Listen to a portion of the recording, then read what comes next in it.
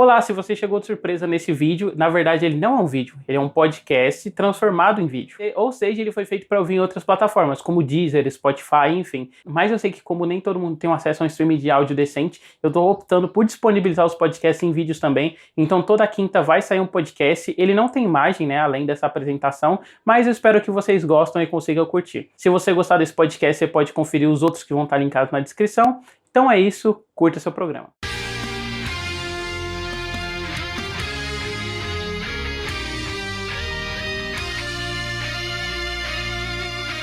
Olá, bem-vindos ao Pinguim Dançarino, David Juan aqui, hoje com o Roberto Norato do podcast Sci-Fi, para trazer uma pauta quente, né, uma pauta que eu sempre quis fazer assim, e uma das primeiras que eu sugeri no podcast, mas acabou não rolando com quem eu fazia na época, né, e é um tema que eu indiretamente abordei um pouquinho naquele longínquo programa de linguagem de mídia que eu fiz com o Gustavo Sampaio, que é se super-heróis funcionam melhor em animação, se funcionam melhor em live action.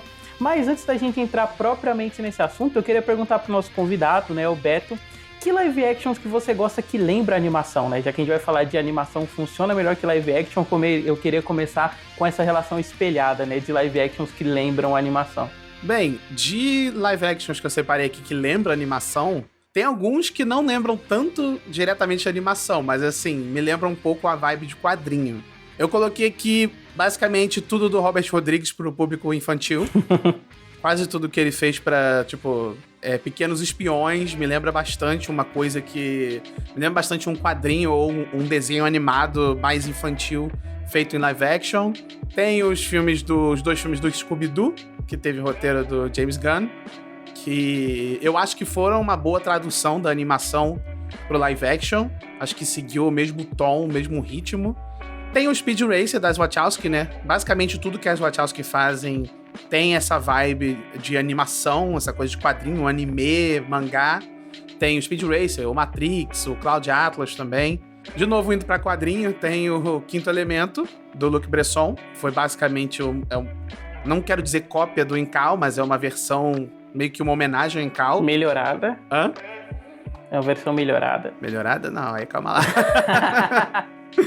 Tem o Edgar Wright também, né? O Edgar Wright, quase tudo que ele faz tem esse estilo super...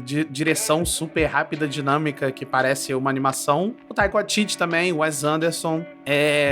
Eu gosto bastante do que o Ang Lee fez no Hulk, aquele Hulk dele, que ele tentou emular um quadrinho.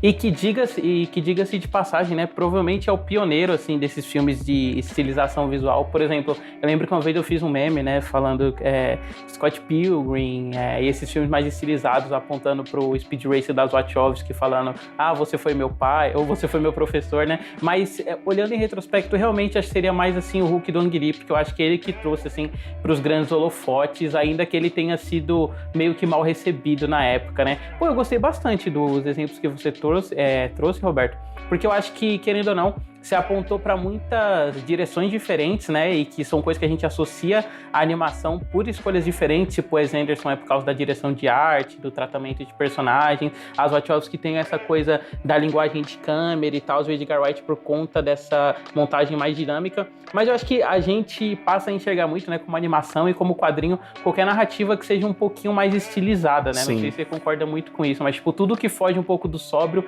a gente tende a associar a animação, né, ou a descrever como isso é um recurso cartunesco dentro do filme. Qualquer coisa que tenha uma extravagância visual, assim, o pessoal já considera que quadrinho ou animação. Porque a animação, né, se a gente for parar pra pegar, ela nasce muito com isso, assim, tipo, se a gente for parar pra pensar os primeiros curtas do Looney Tunes, né, eles tinham um pouco dessa radicalização, essa estilização da realidade, né, tipo, no começo começou com esse retrato mais sóbrio, né, de movimentos de corpos humanos, assim, mas conforme o pessoal foi vendo que isso não se adequava aos corpinhos com braços de macarrão, né, isso foi ganhando um viés mais estilizado, assim, em como a gente enxergava a realidade, a física é diferente, essas coisas, e sempre que a gente vê num filme, a gente associa diretamente a isso, né? Eu queria, na verdade, trazer um exemplo recente aí, e que eu acho que lembra um outro tipo de nicho, assim, de animação, que é o Pacificador, né, que tá saindo no HBO Max, porque você até citou o James Gunn, E eu acho que o James Gunn, ele tem que se sair do cada vez melhor, assim, trabalhando essa estilização visual através da dinâmica de personagem, sabe? Tipo, todos os personagens dele meio que, ainda que eles estejam num corpo real, né, isso é em live action, eles têm um quê mais estridente, assim, e unidimensional que lembra personagens de animação, né? Acho que essa é uma das graças, assim, de Guardiões da Galáxia, e também tá sendo, assim, do Pacificador, né? O jeito que ele é praticamente o desenho da Adult Swim, que os personagens, eles têm essa complexidade maior, né? Tipo, tem essa conotação de violência, né? Questões políticas, mas o tempo todo com esse tom meio de sátira, assim, pra como ele constrói os personagens também. Sim, eu não vi ainda o Pacificador, mas os filmes do James Gunn, todos eles, ele tenta trazer essa parte mais caricata, num bom sentido, dos quadrinhos, que ele é apaixonado, porque ele sempre, ele gosta dessa coisa de você pegar a inocência do quadrinho e misturar com um comentário mais sério. Eu acho que isso funciona muito bem no cinema dele. Tem alguns outros diretores que tentam isso, às vezes não dá muito certo, mas eu acho que ele casa isso muito bem. Ele e o Taika Waititi são dois diretores que eu acho que quando eles tentam fazer isso, eles fazem muito bem. Também acho. E aliás, você citou isso, né, de ser um tema sério e com essa coisa mais cartunesca e tal. E eu queria já ir direto pro programa. Vamos lá? Bora.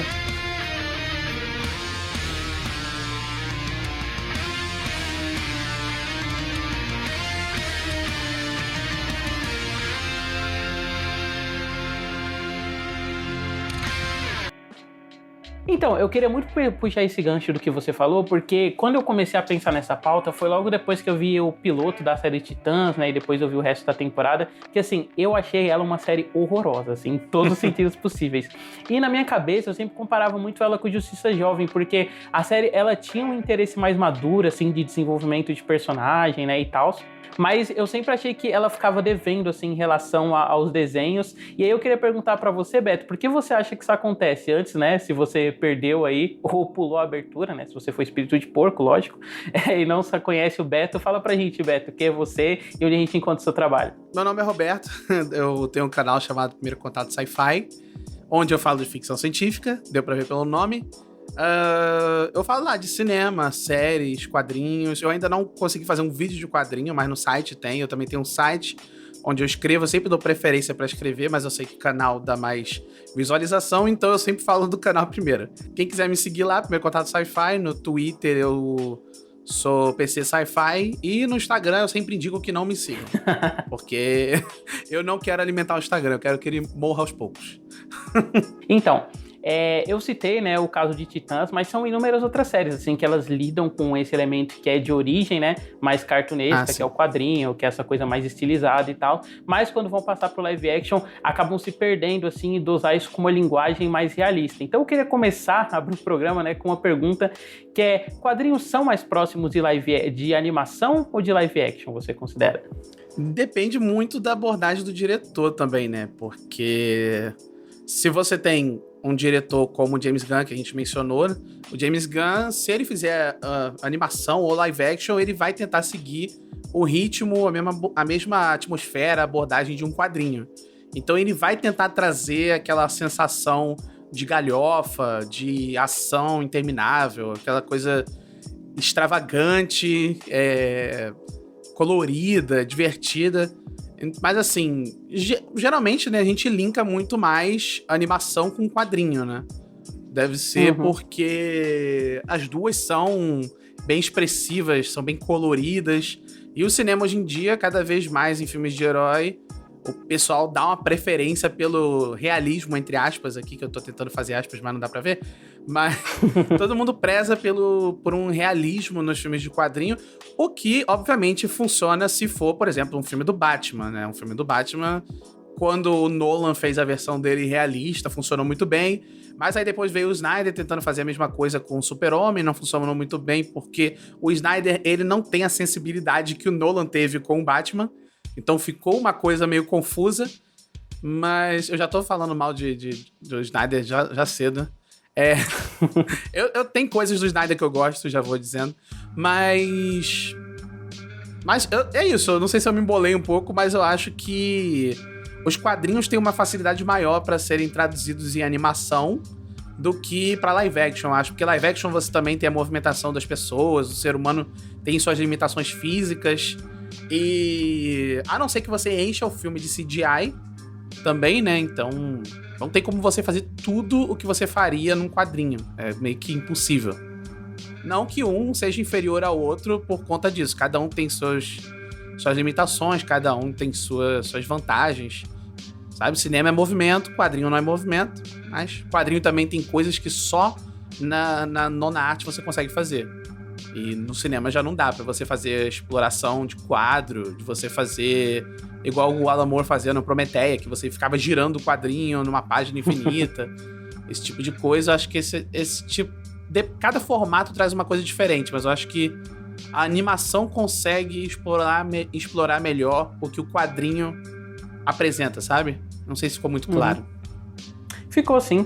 Apesar que eu acho que a resposta, ela tende a parecer simples, né, quando a gente pensa assim, mas ela também é um pouquinho mais complexa, porque ainda que o quadrinho, ele seja naturalmente mais próximo dos primeiros cartoons, né, e de coisas que a gente associa a esses cartoons mais clássicos, tipo Looney Tunes e tal, eu acho que, querendo ou não, rola meio que uma retroalimentação, porque a televisão influenciou muito o quadrinho, né, se a gente for pegar, por exemplo, o run do Frank Miller, né, e as coisas que o Alan Moore fazia. O Frank Miller, principalmente, ele bebia muito de um cinema e de uma TV policial, assim, dos anos 70, que eram grandes influências para eles, né? Depois a gente teve essa iniciativa dos quadrinhos em widescreen no começo dos anos 2000. O próprio Alan Moore, eu não sei se você lembra, você citou Prometeia, né? Que é um dos meus quadrinhos favoritos aí da vida, finíssimo, inclusive, quem quiser procurar.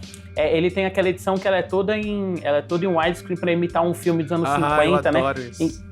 Nossa, eu também, cara, é sensacional quando a gente brinca com essas coisas. Eu acho que também é um pouco mais complicado, porque ainda que o quadrinho ele seja, né, visualmente mais próximo de animação, eu acho que às vezes esteticamente ele também busca uma validação através de elementos que a gente só vê em live action, sabe? Sejam filmes ou séries de TV. Eu sinto que isso começou bem ali na década de 80, quando começou a invasão britânica, quando eles começaram a tentar... criar algum tipo de realismo dentro das narrativas de herói. Não que não possa ter, né? Mas foi nessa época aí que você começou a ver aquela coisa de tipo, e se a gente realmente quebrasse a coluna do Batman? E se o Super-Homem realmente morresse? Mas aí é anos 90. Sim, Eu entendo esse comentário que as pessoas fazem sobre a invasão britânica, porém, eu tenho uma teoria que um dia eu deveria transformar em vídeo, inclusive, mas é que, na verdade, os quadrinhos dos anos 80, né, da invasão britânica, são todos a mesma coisa, né, até por eles terem a mesma editora. E isso não é uma crítica, né, é só um comentário, porque acho que você já leu o Monstro do Pântano. Então, exatamente por isso. Você chegou a ler o Monstro do Pântano do Alan Moore? Sim, sim. Porque se a gente pegar o Monstro do Pântano do Alan Moore, o que ele é? Ele é, né, tipo, essa reinvenção do personagem, com essa teor de literatura gótica, ele faz um road movie, né, pra fazer uma crítica a como ele, enquanto inglês, ele enxerga certos costumes e certas problemáticas da historiografia dos Estados Unidos, né? O gótico americano, ele é muito isso. Aí se a gente for pegar o Sandman começa assim também, o Shade de Homem Mutável é a mesma coisa, o Constantine também, o Constantine principalmente, né? É que o Constantine, por ele se passar na Inglaterra, ele vai mais pra esse lado de expor, né, as tripas, assim, o interno da Inglaterra e tal. E aí, eu acho que nessa época, principalmente, o que a gente tinha eram muitos quadrinhos de uma fantasia urbana, sabe? Então, não era meio que um realismo, era mais uma coisa próxima de um realismo fantástico, sabe? Onde todo o elemento fantástico e sobrenatural, ele ainda estava ali, mas aí, tipo, isso servia para confrontar uma realidade, sabe? Eu acho que ia muito por esse lado também. E sobre os quadrinhos, né, e animação e o live action, eu acho que apesar, né, disso tudo que eu falei, também é inegável que esteticamente a gente associa muito mais quadrinho à animação por conta de que os dois são meio que abstrações do mundo real, né? Quando a gente olha para uma fotografia, ainda que a fotografia também seja uma reprodução, a gente considera ela meio que uma reprodução exata da realidade, né? Ela é um registro exato do que estava acontecendo.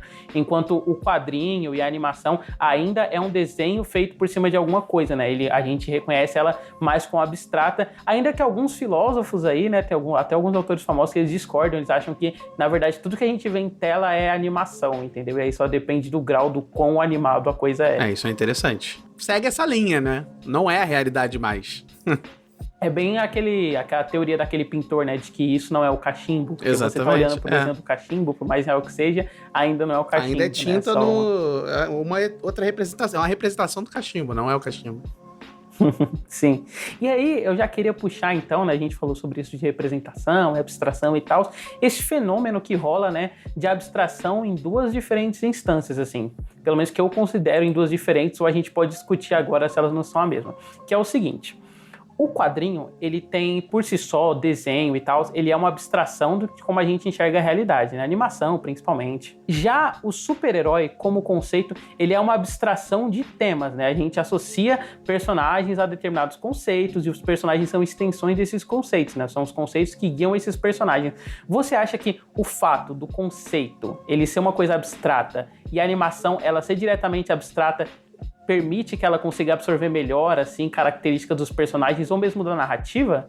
Não sei se seja uma coisa exclusiva, mas... É aquilo, eu sempre vou na linha de que vai depender muito da pessoa que tá cuidando daquele material, sabe? Então, não é como se fosse inerente, uma coisa obrigatoriamente vai funcionar melhor, sabe? Mas... eu não sei, é muito difícil responder isso, sabe? É uma pergunta muito complicada, muito complexa. Mas a gente tem que pensar no seguinte também. Eu acho que isso vai estar bastante. Tirando esse aspecto da abstração, assim, eu acho que uma outra vantagem que a animação tem em relação ao live action, para como ela trabalha super-heróis, é a questão de produção, sabe? Por mais que o live action ele consiga, sei lá, usar igual Deadpool, de usar efeitos especiais baratos e locações são mais tranquilas para diminuir o orçamento acaba sempre influenciando mais, assim. E live action de super-herói é uma coisa que costuma ser muito cara, né? Então a gente tem uma série de limitações visuais. E aí, claro que depende de cada autor para ele conseguir trabalhar as limitações, mas eu acho que isso naturalmente também dá uma guinada maior, uma força maior, assim, para animação quando ela vai trabalhar adaptação de quadrinho ou personagem de quadrinho para fazer uma coisa diferente. A animação tem a vantagem de que eles, por exemplo, não tem que se dar o trabalho de filmar nada em locação, eles não tem que se dar o trabalho de colocar um cabo na pessoa e criar toda uma estrutura para a pessoa sair voando. Então tem suas vantagens, né? Claro que a indústria de animação também não tem a grana que ela poderia ter e que merecia, mas em algumas coisas eles têm certas vantagens, né? Tem certas coisas que eles não precisam... Eles não precisam de fundo verde, né? Já que tecnicamente tudo é um fundo verde. Tudo é uma tela em branco. Sabe? A não ser que você faça uma daquelas animações híbridas... Rotoscopia. De rotoscopia e tal. Mas, por exemplo, o Aranha-Verso. Toda vez que... todo aquele movimento que o Homem-Aranha faz em 1 segundo é uma coisa que uma equipe ia demorar uma semana inteira pra fazer. Aquele mesmo movimento, aquele 1 segundo em live action, sabe? Porque você não pode também quebrar muito a realidade deles. Você tá vendo uma pessoa em live action, depois ela tá com uma roupa, ela tá fazendo um movimento completamente impossível, o físico dela muda e te tira completamente da história. No último filme do Homem-Aranha, como é que é o nome? Que todos têm um nome igual, No Way Home, alguma coisa assim. No último filme do Homem-Aranha, eu não vou dar spoiler, mas tem uma sequência que ele coloca uma roupa e do nada aquilo ali quebrou muito a sequência da cena pra mim. Era uma cena completamente normal de um ser humano dentro de um quarto e do nada pula pra uma bolha de CGI, sabe? Não é... Quando é bem feito, é muito bem feito. No Homem de Ferro 2, por exemplo, aquela cena do Tony Stark montando a armadura dele de dentro de uma maleta, aquilo ali é tão bem feito que eu acho que em nenhum momento alguém assistindo aquilo ali parou pra, sabe, se questionar o quanto aquilo casava com o resto do filme. Eu acho que casou muito bem, então eu acho que tem isso também. Uhum. Não, e uma coisa que eu acho que pesa também é que, querendo ou não, por a adaptação em live action ela ser vista como uma coisa de maior prestígio, né, e que envolve mais orçamento, os estúdios têm medos, assim, de arriscar menos, sabe? Não rola, por exemplo, igual rola com certas animações, de tipo, só um autor específico pegar e conseguir aceitar o projeto, porque ele sabe que ele vai tocar a animação do jeito dele, porque o importante para as pessoas só ter um boneco do Homem-Aranha que tá vendendo, entendeu? E em live action se tem essa preocupação maior, o que leva muitas vezes a certas contratações que elas são meio mecânicas, não são autores de grande personalidade e tal, ou que não tem grandes ideias, assim. Nossa, esse aí principalmente. Mas eu gosto de pensar, por exemplo, em X-Men Evolution, que é um desenho do começo dos anos 2000 e tal, que eu acho que a gente tava, tipo, se queria, né, você ter outra adaptação animada dos X-Men e tal, e quando o showrunner, que agora me fugiu o nome, ele pegou a série, ele era muito fã de Buffy, né? O que ele fez? Ele tentou traduzir X-Men para esse universo de Buffy. Então você tem o ser mutante, né? Com uma coisa mais relacionada à adolescência, o pessoal tentando conciliar a vida deles enquanto jovem, essa vida escolar, com os superpoderes, né? Que é uma coisa recorrente de Buffy que X-Men Evolution conseguiu absorver bem. E eu acho que acaba faltando, assim, sempre nessas adaptações live action, esse tipo de coisa, sabe? Peraí. Motoca. Pronto. Filha da puta, né, cara?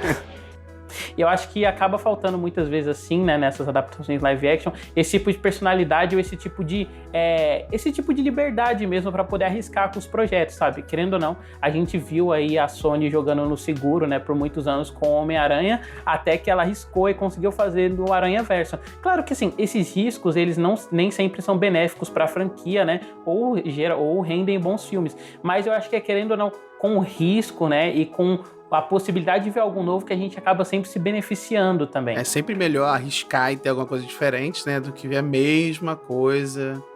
Eu vi quando você vê o pessoal super feliz que teve o Tobey Maguire e Andrew Garfield no filme novo do Homem-Aranha, eu fico, mas isso era meio óbvio, né? Eles venderam o filme inteiro em cima disso. Eu ficaria surpreso se não tivesse eles e se o filme inteiro fosse o Tom Holland evoluindo mesmo, sabe?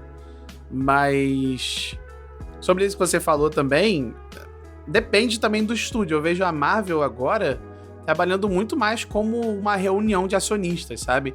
Eles têm que ver, eles têm que fazer um checklist, o que a China vai deixar a gente fazer, o que a gente pode mostrar aqui. E eles estão cada vez mais se limitando por causa da ideia de universo compartilhado, que assim, eu sei que muita gente gosta, mas particularmente eu acho que esse negócio de universo compartilhado não funciona a longo prazo, porque vai começar a aparecer incoerências, inconsistências também. Eles vão ter que toda hora perder tempo explicando coisas do passado. E é por isso que eu tô mais interessado no que a DC vai fazer no futuro. Essa coisa de filmes fechados, sabe? Não ter uma conexão com os outros. Sempre uma história sólida, isolada, que você pode ver e ir embora. Você não tem que ver e depois tem uma ponta, aparece um Thanos no final pra você poder ver outra coisa. Então, essa coisa do estúdio de ter que jogar seguro, acho que a Marvel, ela tá precisando jogar seguro cada vez mais, porque essa coisa de universo compartilhado, ela tem que trazer cada vez mais pessoas novas e continuar conquistando o espectador antigo. Então, eu não vejo inovação na Marvel tão cedo, sabe? Uhum. Não, e até porque é um estúdio que ele não tem nenhum fracasso de bilheteria, né? Então dificilmente eles arriscariam assim. Mas isso que você falou do universo compartilhado, eu já discordo um pouco, porque eu acho que o problema do MCU, né, não é a parte de ser um universo compartilhado, entendeu? Mas enxergar nesse compartilhamento uma limitação, assim, para como todos os outros filmes devem ser. Eu acho que, por exemplo, rolou isso, né, de, se você não viu Homem-Aranha até hoje, não vê mais, né, amigo? Essa que é a verdade, assim, até Deus já viu o filme. Rolou isso, por exemplo, do Demolidor da série da Netflix aparecer, né, no filme do Homem-Aranha e tal. Por exemplo, você, pra quem não viu a série da Netflix e tal, só sabe que aquele ator é o Demolidor, o impacto visual já é legal por você saber que ele é o Demolidor, entendeu? Ainda que aquilo esteticamente, o negócio da Netflix, desconverse totalmente. Eu acho que o problema, inclusive, do MCU é esse, sabe? É não ter essa liberdade estética pra cada uma coisa ser uma coisa isolada, né? E nos juntos funcionar, tipo, sei lá, de maneira mais límpida, igual eles querem. Uhum. Esse é um dos meus problemas com essa coisa do universo compartilhado. Não é só a inconsistência narrativa, mas nenhum filme pode destoar demais. Quando o Guardiões da Galáxia saiu, eu já achei interessante, que visualmente, obviamente ele não é tão chocante, mas ele visualmente já é diferente dos outros filmes. O Thor Ragnarok já é um pouquinho mais diferente, mas eles tentam manter uma unidade estilística ali, uma coisa que limita o próprio criador, sabe? Isso, além deles limitarem o tempo do diretor, porque o Sam Raimi com certeza não teve o tempo que ele queria pra fazer esse filme, eles também estão forçando ele a voltar, abrir o filme, fazer outras cenas extra. É o que tá me incomodando no MCU. Parece que eles não podem sair do que eles estão fazendo, sabe? Tudo tem que ser igual, tem que ser o visual MCU, tem que ser aquele tom do MCU. Não pode sair disso, sabe? Isso é o que tem me incomodado um pouco. Obviamente que tem filmes que eu tenho muita vontade de ver. Eu quero ver Guardiões da Galáxia 3, o novo Thor. Mas, pô, eu não tenho interesse em ver, sei lá, Eternos 2. Até o filme do... Gente, o filme do Pantera Negra, eu tenho uma opinião que é assim. Depois que o Chadwick Boseman morreu, eu acho que a melhor homenagem era não fazer um outro filme. Deixava esse filme fechado e, sei lá, fazer um documentário. Aí o próximo filme já vai começar com ele não estando lá, ou metade do elenco cancelado já porque não toma vacina. E... Brincadeira. Mas, sabe, eu acho que eles não precisam fazer continuação de tudo. Igual a Pixar, sabe? Que quer fazer continuação de todos os filmes do mundo. Porque... eu vou derrubar você, hein? Eu não sei como que funciona. Não sei se é a Disney que força a Pixar a fazer continuação. Porque parece que a Pixar não gosta de fazer continuação. Nenhuma delas foi boa pra mim, sabe? Tirando Toy Story. É porque, assim, eu acho que o que rolou, né? Já dando totalmente out-stab no assunto, né? Mas eu acho que a Pixar, querendo ou não, quando ela foi comprada pela Disney, rolou a troca de cabeças, né? O John Lasseter virou o CEO das animações da Disney. E o outro rapaz lá, ele foi pra Pixar. A Pixar, ela entrou meio que num piloto automático, né? E aí, tipo, boa parte dos projetos autorais, eles levaram mais tempo pra sair, assim. Nesse meio tempo, a gente foi entulhado de continuação, até porque a continuação é sempre um dinheiro fácil, né? Eu teria até que conferir aqui, mas eu acho que, por exemplo, o Procurando Dory fez uma bilheteria maior do que o Procurando Nemo, né? Você acaba se beneficiando de uma relação não só de um público que cresceu assistindo aquilo, né? Mas de um público que vai ficar maior, porque a pessoa vai voltar ao cinema e vai levar o filho dela, né? Tem esse apelo mais direto, assim. O problema dessas continuações da Pixar é que, tipo, elas acabam indo para um automático. A Pixar, ela tem uma fórmula estabelecida, né? O pessoal sempre cita isso, quanto a fórmula da Pixar. E não digo só o pessoal que vê os filmes, mas o pessoal que produz também, né? Que eles falam sobre aquele esquema de narrativa, de você ter personagens de características opostas, andando juntos, blá, blá, blá. O finalzinho que sobe a trilha pra você chorar. Só que eu acho que essas continuações, né, tirando Os Incríveis 2, que eu ainda acho um filme mais decente, elas também vão pro automático, né? Acho que rola isso. Inclusive, citando Os Incríveis agora, ele é um bom exemplo aí de animação que lida com super-herói, né, e consegue conciliar isso melhor que live action, porque Sim. Você tem uma série de características que os quadrinhos dos anos 80 que você citou, né, eles tinham de você colocar um personagem de um corpo abstrato, né, ou seja, um super-herói, um personagem de quadrinho, confrontando isso com o mundo real, só que ele se estabelecendo através disso, né, que é o que acaba rolando com Os Incríveis, porque é meio que aquela era de ouro de super-heróis que existe dentro do filme, depois isso é chocado, né, com o peso de uma realidade, porque eles são processados, e aí o restante do filme é eles tentando lidar com isso, né? Essa questão de você ser um super, de você ter esse lado abstrato em contraste com esse negócio do mundo real, sabe? Que eu acho bem bacana também. É como se fosse o Watchmen feito se o Snyder tivesse sutileza. Uhum. Então, eu adoro Os Incríveis. Eu acho que é uma aula de como você construir uma narrativa de super-heróis. Eu acho esse filme incrível. E aí, Beto, eu já queria pedir pra você exemplos aí de animações que você consideram que funcionaram melhor do que live action, lidando com as mesmas coisas, né? Igual a série que eu citei mais cedo, Titãs, que eu acho horrorosa. Eu acho, inclusive, eu não vi essa do Titãs, é tão ruim assim? Cara, ela é podre de ruim. Eu acho que ela é uma série que, além de tudo, ela é incoerente, assim, entre o que ela quer. Porque ela usa essa estética, né, de um pseudo-realismo, da extrema violência. Só que isso atrapalha até alguns temas que ela tem. Porque, por exemplo, um dos choques que a série quer trazer é o fato do protagonista, né, o Dick Grayson, ele está se tornando uma pessoa mais violenta. Só que a série, ela tem tanto um fetiche em reproduzir a violência em tela, que acaba que a violência do personagem, que é uma coisa que você deveria sentir, ela soa banal. Aí, sei lá, tipo, ele ele entra num galpão com a Rapina e o Columba, tipo, eles estão quebrando ossos das pessoas, né? Aí ele enfia um alicate no pé do cara e o pessoal, nossa, agora o cara passou de todos os limites. Tipo, mano, uma cena antes o pessoal tava quebrando o cotovelo do cara, sabe? E a série focando nisso. Então acho que tem esse problema, assim. E aí, pra mim, por exemplo, Justiça Jovem, a terceira temporada, né, que migrou pro streaming da DC e lida com esse negócio de você ser mais 18, de você poder lidar com a extrema violência e com sexo, consegue construir um mundo bem mais complexo, sabe? Porque ela usa essa maturidade que ela sabe que o público tem para trabalhar temas políticos, né? É uma coisa quase de espionagem, assim, entre um país e outro. E não só a violência, né? Mas o sexo também, ele é usado em momentos de maior conotação de desenvolvimento para os personagens, sabe? Não é só um recurso explicitativo para você ver em tela. Uhum.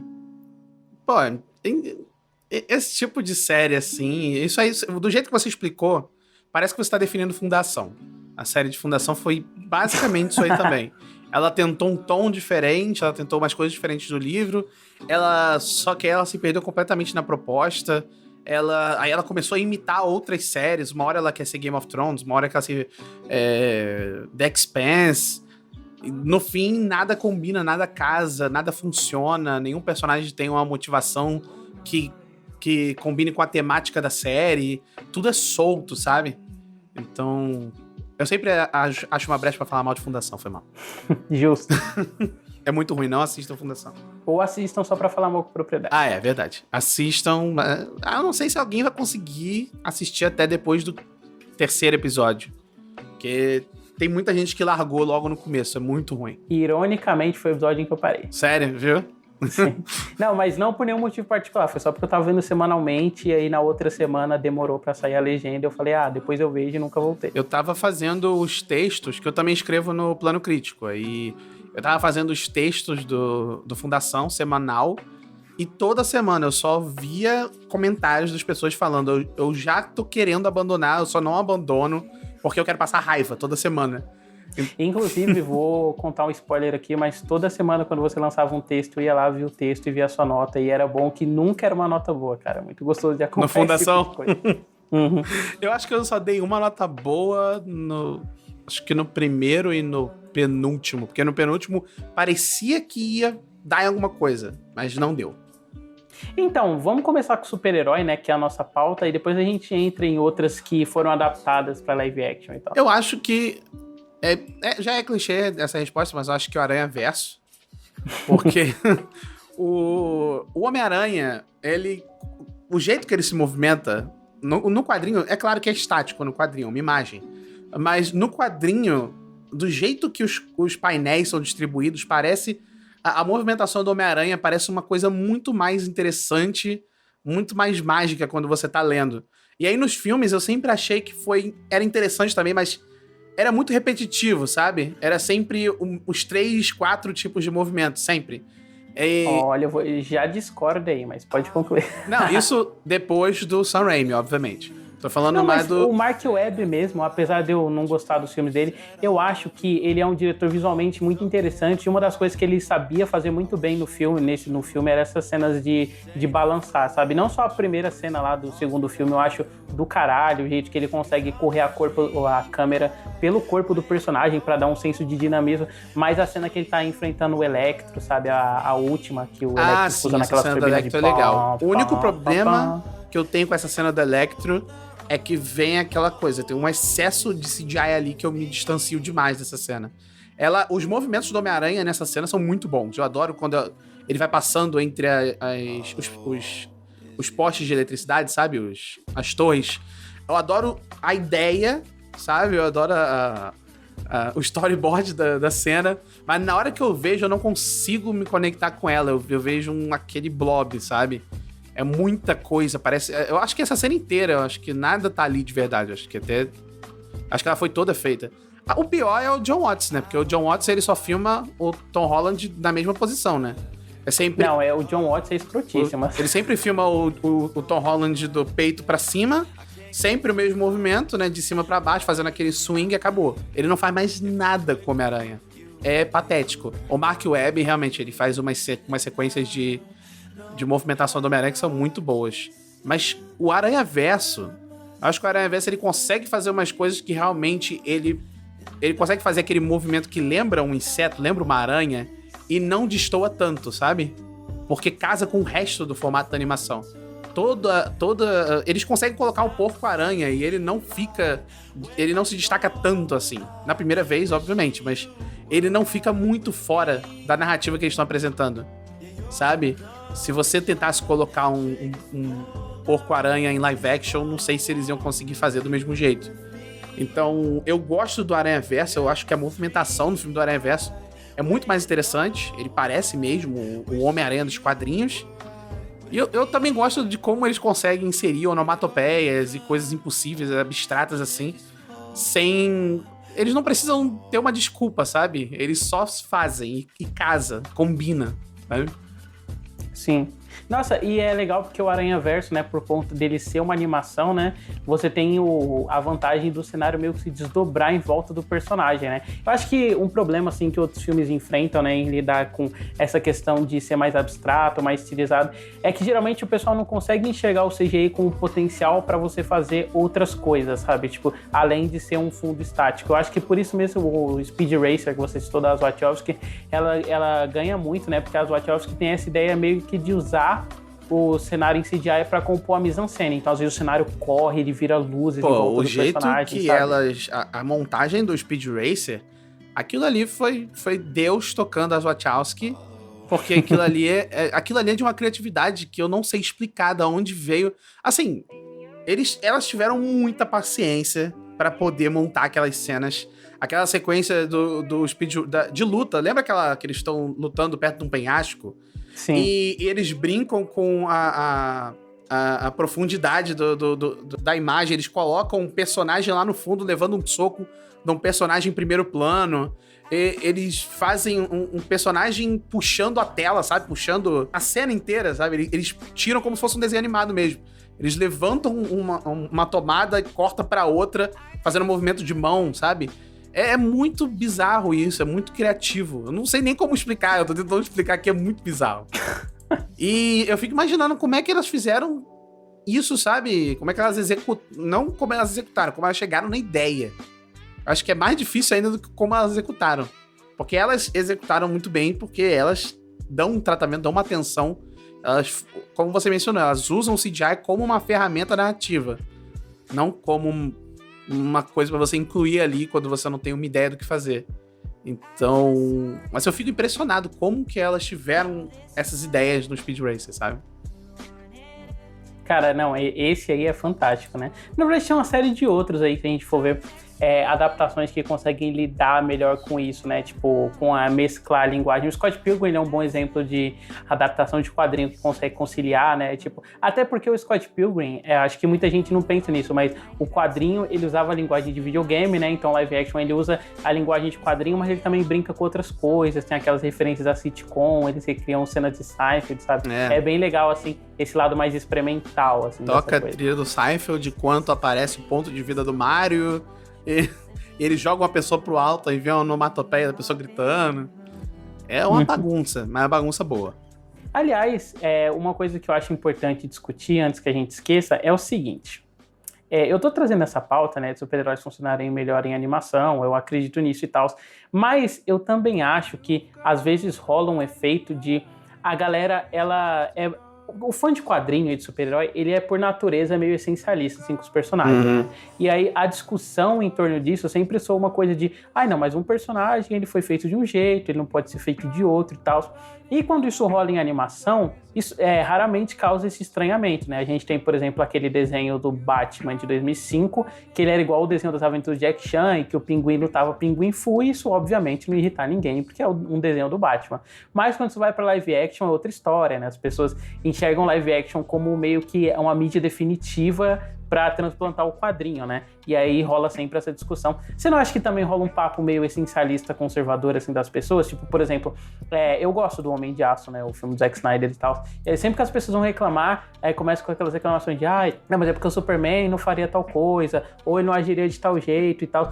Pessoas esquecem que, por mais que você esteja vendo um filme do Superman, ainda tá lidando, ainda é tipo uma visão de um autor sobre aquela coisa, sabe? É igual, sei lá, não querer que, quando você vai ler um quadrinho, não querer que o quadrinho quadrinho do Grant Morrison reflita o lado narrativo do Grant Morrison, né?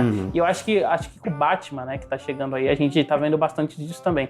Não, porque o Batman teria que ter uma coisa que fugisse dessa estética realista, mesmo que essa estética realista, ela seja muito mais próxima dos trabalhos do diretor também, né? E aí, como é que fica? A gente tem que julgar por como a coisa ela é em outra mídia ou a visão do artista sobre a coisa, né? Eu também acho que rola esse lado, assim, pra discussão. Dependendo da pessoa, por exemplo, no caso do Zack Snyder, eu acho que o que falta no Zack Snyder é uma sensibilidade pra cuidar dos personagens.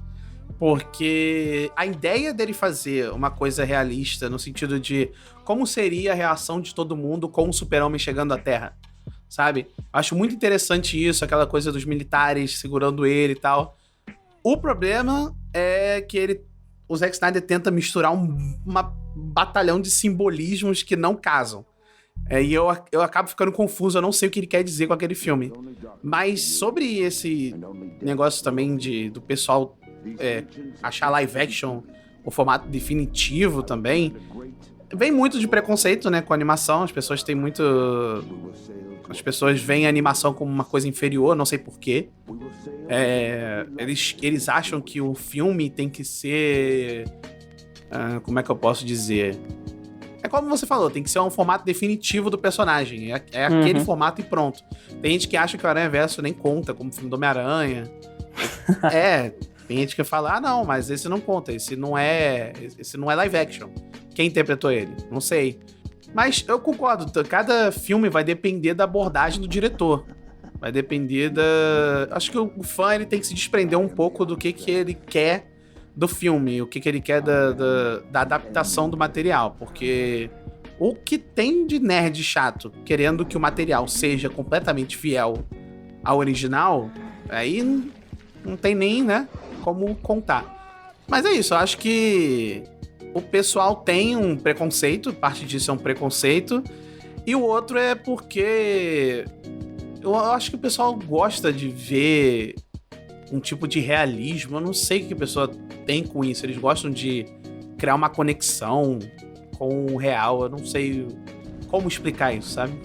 Eu acho que rola meio que uma síndrome de validação também, né? Porque, filme de herói também pode ganhar Oscar. Filme de herói pode...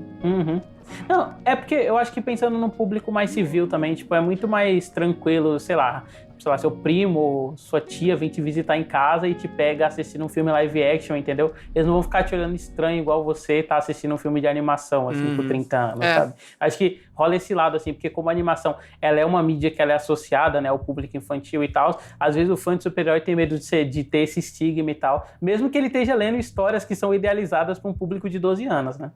É isso que eu acho muito engraçado, o pessoal que fala...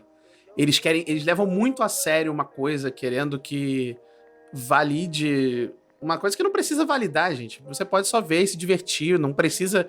O filme não precisa ganhar um Oscar pra ele ser, sabe, pra justificar você assistir ele. Então eu vejo um pessoal falando, nossa, o Dark Knight tinha que ter ganhado de melhor filme, tinha que ter ganhado... Mas esse filme nem é bom, gente. Nada, não. Tinha que ter ganhado de melhor filme. O Pantera Negra merecia ganhar de melhor filme, não sei o quê. Claro que ele tem um impacto social, mas assim... Gente, não foram filmes que realmente... Eles não impressionaram por conta do cinema, sabe? Eles não impressionaram porque eles trouxeram algo de novo. Alguns trouxeram, né? Mas a maioria deles... O pessoal só ficou impressionado pelo o quanto conseguiram deixar sombrio e realista, sabe? O quanto mais sombrio e realista eles deixam o filme, pro pessoal isso chega perto de qualidade e validação pra ganhar um Oscar, ganhar um prêmio. É o filme do Coringa. O filme do Coringa, o pessoal, todo mundo quer uma versão do Coringa feita pela sabe, um rei da comédia do Coringa. Você assiste o Rei da Comédia, pô. Vai assim. Ilegalmente faz sentido, né? Assiste aquele Eu Não Estou Realmente Aqui, do Joaquin Phoenix. Pô, basicamente aquilo ali é um filme do Batman, basicamente. Só que sem o Batman. Então... E também tem uma coisa também que eu acho muito engraçada, que os fãs, eles querem muito essa validação, eles querem muito essa coisa realista, mas se o filme realmente for um filme que segue uma coisa mais artística, que ele realmente abraça uma coisa até abstrata, uma coisa exagerada, os fãs não vão querer, porque eles não vão entender, eles vão considerar, eles vão começar a falar que virou um drama desnecessário, uma coisa que não é super-herói, descaracterizaram o meu personagem, sabe? Sim. Não, eu via muito isso rolando com Legion, inclusive, e eu acho que uma vez eu discuti sobre isso, né, porque eu adoro o Superman e tal. É o maior herói de todos os tempos, né, quem discorda pode morrer aí ou discordar na sua casa, que eu não ligo pra você. O maior Homem-Formiga, cara.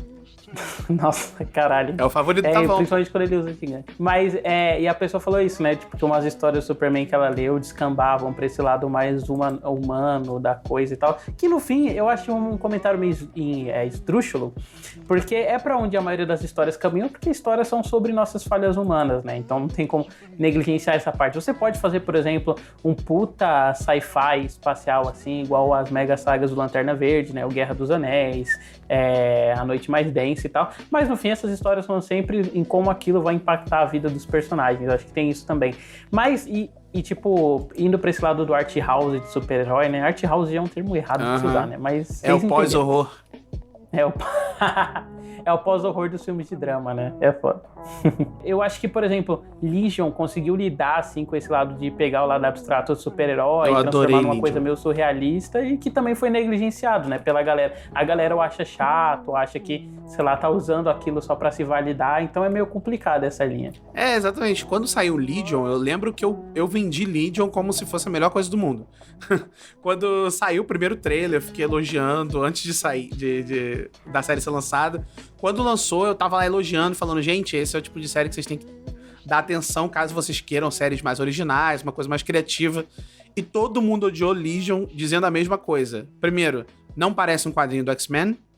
E ficaram falando que, não é igual ao personagem do quadrinho, é chato, é lento, e eu não assisto pra dormir.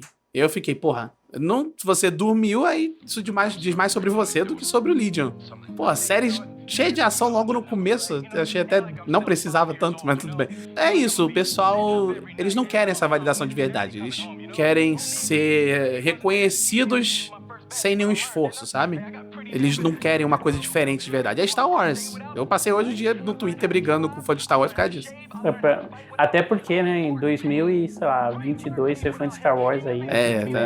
Virou cringe ser fã de Star Wars hoje em dia, pelo amor de Deus. Depois que ignoraram a obra-prima que foi o Last Jedi, que o fã de Star Wars não pode querer nada mais. E aí eu acho que a gente pode encerrar o papo por aqui mesmo. Só queria perguntar pro Beto se você tem mais alguns exemplos aí que você queira citar, alguma licinha, ou alguma coisa para indicar pro espectador, para ele ter essa noção de diferenciação, assim, da animação lidando com super-herói em relação a live action. Pode ir lá. Olha, que eu tava pensando aqui também, tem um outro diretor que também segue essa coisa mais estilizada. Não que tudo, né, eu não quero limitar a estilizado, mas ele tem essa linguagem que lembra quadrinho e animação, que é o Guy Ritchie. Ele também faz, tipo, tem o Jogos, Trapaças, Dois Canos Fumegantes, eu sempre esqueço o nome em português. Tem o Snatch, Porcos e Diamantes também, que os dois também tem aquela coisa meio Edgar Wright da montagem dinâmica, uma coisa mais rápida, com um ritmo mais acelerado, diálogos estilosões, sabe? Então, eu acho que eu indico os filmes do Guy Ritchie, caso alguém queira. Oi? A Lohana tá fazendo um sinal pra mim, minha namorada tá fazendo um sinal aqui dizendo não, porque ela não gosta do Sherlock dele, mas eu aprecio o que ele fez com o Sherlock dele, então fazer o quê? Mas olha só, você citou Sherlock, inclusive uma boa indicação é o Sherlock do Cumberbatch, porque ele tem esse negócio de estilização visual, assim, tipo, pra mostrar os pensamentos do Sherlock na montagem também, né? O episódio do casamento do Sherlock, eu acho que, tipo, aquilo ali é uma aula de montagem. Se você quiser saber como fazer a montagem no episódio de televisão, aquilo ali, pra mim, é maravilhoso. Aquela parte dele vendo o bilhete e reconstruindo tudo, aquilo ali é incrível. O Legion mesmo, né, que a gente mencionou também, muito bom. Tem uma série que... Mas aí descamba mais pro... Eu ia falar Twin Peaks, mas aí... O Twin Peaks não é tanto assim um quadrinho, né, mas ele... Não, o Twin Peaks é bem mais esse negócio meio novela das 6 também. O Twin Peaks não chega a ter essa coisa estilizada também. Mas de série... Que eu lembre, mais essas. Eu não sei se eu tô esquecendo alguma coisa. Provavelmente tô esquecendo, obviamente. Mas é isso. E onde a gente encontra o seu trabalho, Beto? Quem quiser saber de ficção científica, eu tenho um canal chamado Primeiro Contato Sci-Fi. E o meu Twitter, PC Sci-Fi. Lá eu não posto muita coisa de conteúdo, eu só fico batendo boca com fã de Star Wars. E é isso. Não sigam o meu Instagram. É isso. Minha dica é: vejam o piloto de Titãs e em seguida vejam o piloto em 2 partes de Justiça Jovem, porque o tempo de tela é o mesmo. Eu te garanto que vocês vão perceber que Justiça Jovem consegue apresentar 8 personagens melhor do que Titãs consegue apresentar um, e mesmo, sei lá, tendo 10 minutos a menos, assim, de um pro outro. Deem mais chances aí para animações com coisa de super-herói. A animação ela pode ser mais livre. Eu acho que a gente tem bons exemplos de coisas que destoam dos quadrinhos e são ótimas aí. O próprio X-Men Evolution, né, que eu sei que muito fã mais velho, assim, de X-Men torce o nariz pelos personagens serem mais jovens, por ter essa pegada mais high school, mas eu acho ela bem boa. Eu acho que ela conseguiu apresentar esses personagens para uma nova geração e para uma geração que, sei lá, que cresceu e hoje em dia vê os personagens como eles eram em X-Men Evolution, sabe? Eu acho esse tipo de coisa bem bacana. Lembrando que você pode nos seguir nas nossas redes sociais como @pinguimdançarino no Instagram. O nome no Twitter é impronunciável, então vocês procurem na descrição. Um dia eu juro que eu vou arrumar isso. Já tô há 30 programas falando isso e não arrumei. E vocês podem me seguir no Letterboxd, David Juan da Purificação Silva, ou só David Juan da Purificação no Letterboxd. No Instagram é david.r.p, lembrando que é DEIVID. Então é isso, até semana que vem com o próximo episódio. Até mais.